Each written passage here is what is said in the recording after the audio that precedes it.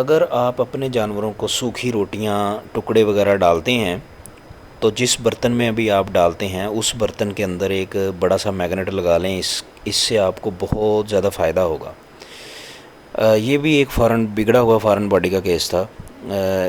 یہ جو اینیمل تھا اس کے اندر بھی میٹل تھے، ٹھیک ہے، ہم نے میگنیٹ بھی کھلایا لیکن اس کو جو ہے نا بار بار افارا ہو ہی جا رہا تھا، تو ہم نے فیصلہ کیا کہ اس کا آپریشن کرتے ہیں۔ آپریشن کے ذریعے یہ ہم نے میگنیٹ نکالا۔ آپ دیکھ سکتے ہیں اس میگنیٹ کے ساتھ کتنا میٹل جو ہے وہ لگا ہوا ہے۔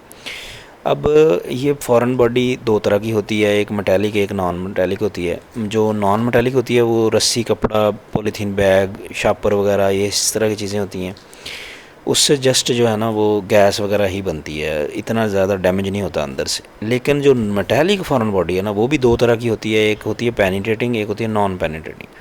نان پینیٹریٹنگ میٹیلک باڈی جو ہے وہ شارپ میٹلز ہوتے ہیں، نیلز ہوتے ہیں، تاریں ہوتی ہیں، یہ سب سے زیادہ خطرناک ہوتی ہیں۔ جب اگر یہ جانور کے اندر چلی جائیں نا تو یہ پھر جانور کا بچنا بہت مشکل ہو جاتا ہے، کیونکہ یہ اندر پتوجڑی کے اندر جانور کے اندر سوراخ کر دیتی ہیں، سوراخ کر کے کہیں سے کہیں پہنچ جاتی ہیں، دل کے اندر تک پہنچ جاتی ہیں، دل کو پنچر کر دیتی ہیں، ٹھیک ہے، اس طرح ارد گرد کے ٹیشوز کو ڈیمیج کرتی ہیں، پھر جانور کے لیے بچنا مشکل ہو جاتا ہے، بلکہ ناممکن ہو جاتا ہے۔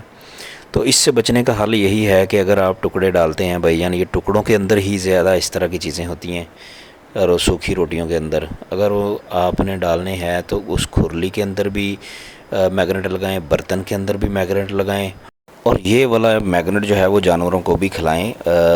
باہر کی کنٹری میں جتنے بھی اینیملز ہوتے ہیں ان سب کو پہلے سے ہی ایک میگنیٹ کھلا دیا جاتا ہے کہ اگر غلطی سے کوئی میٹل کی کیل وغیرہ اندر چلی جائے تو وہ ڈیمیج نہ کرے، وہ پھر میگنیٹ اس کو پکڑ لیتا ہے۔